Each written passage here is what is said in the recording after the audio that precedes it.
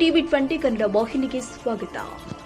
ವಿಶ್ವ ಹಿಂದೂ ಪರಿಷತ್ ಬಜರಂಗದಳ ರಾಮದುರ್ಗ ಪ್ರಖಂಡದಿಂದ ಅಖಂಡ ಭಾರತ ಸಂಕಲ್ಪ ಕಾರ್ಯಕ್ರಮದ ನಿಮಿತ್ತವಾಗಿ ನಗರದ ಛತ್ರಪತಿ ಶಿವಾಜಿ ಮಹಾರಾಜ ವೃತ್ತದಲ್ಲಿ ಮಧ್ಯರಾತ್ರಿ 12 ಗಂಟೆಗೆ ಮಾಜಿ ಸೈನಿಕರಿಂದ ಧ್ವಜಾರೋಹಣ ನೆರವೇರಿದೆ.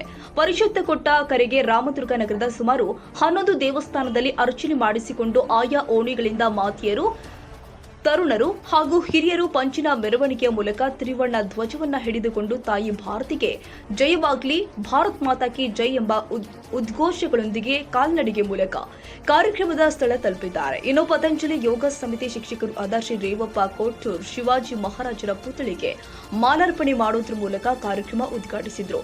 ವಿಶ್ವ ಹಿಂದೂ ಪರಿಷತ್ ತಾಲೂಕು ಸೇವಾ ಪ್ರಮುಖ ಸಂಗಮೇಶ್ ಉದುಪುಡಿ ಪ್ರಾಸ್ತಾವಿಕವಾಗಿ ಮಾತನಾಡಿ ದೇಶಭಕ್ತಿ ಗೀತೆಯನ್ನ ಹೇಳಿದ್ರು. ಅಖಂಡ ಭಾರತ ಸಂಕಲ್ಪ ಕುರಿತಾಗಿ ವಿವರಣಾತ್ಮಕ ಉಪನ್ಯಾಸವನ್ನ ವಿಶ್ವ ಹಿಂದೂ ಪರಿಷತ್ ವಿಭಾಗ ಸತ್ಸಂಗ ಪ್ರಮುಖ ಶ್ರೀ ವಿಜೇಂದ್ರ ಜೋಶಿ ನಡೆಸಿಕೊಟ್ಟಿದ್ದಾರೆ.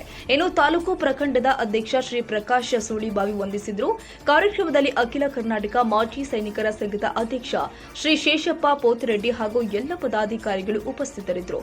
ಇನ್ನು ವೀರ ಸಾವರ್ಕರ್ ಪ್ರತಿಷ್ಠಾನದ ಪದಾಧಿಕಾರಿಗಳು ಆಗಿರುವಂತಹ ವಿನೋದ್ ಜಾಧವ್, ಸಚಿನ್ ಮೋಹಿದೆ ಮುಂತಾದ ಪ್ರತಿಷ್ಠಾನದ ಸದಸ್ಯರು, ಧನಲಕ್ಷ್ಮಿ ಸಹಕಾರಿ ಸಕ್ಕರೆ ಕಾರ್ಖಾನೆಯ ಅಧ್ಯಕ್ಷ ಶ್ರೀ ಮಲ್ಲಣ್ಣ ಯಾದವಾಡ, ಭಾರತೀಯ ಜನತಾ ಪಕ್ಷದ ಮಂಡಲ ಅಧ್ಯಕ್ಷ ಶ್ರೀ ಕೃಷ್ಣ ಗೌಡ ಪಾಟೀಲ, ಶ್ರೀ ರಾಜೇಶ್ ಬೀಳಗಿ, ಶ್ರೀ ನಾಮದೇವ ಸೂರಿ, ಸಿದ್ದು ಹುಗ್ಗಿ, ಅಕ್ಷಯ ಹಲ್ಯಾಳ, ವಿಶ್ವನಾಥ ದಿವಾಟಗಿ, ಸಚಿನ್ ಚೌಹಾಣ್, ವಿಜಯ ಮಹೇಂದ್ರಕರ್ ಮುಂತಾದವರು ಉಪಸ್ಥಿತರಿದ್ದರು.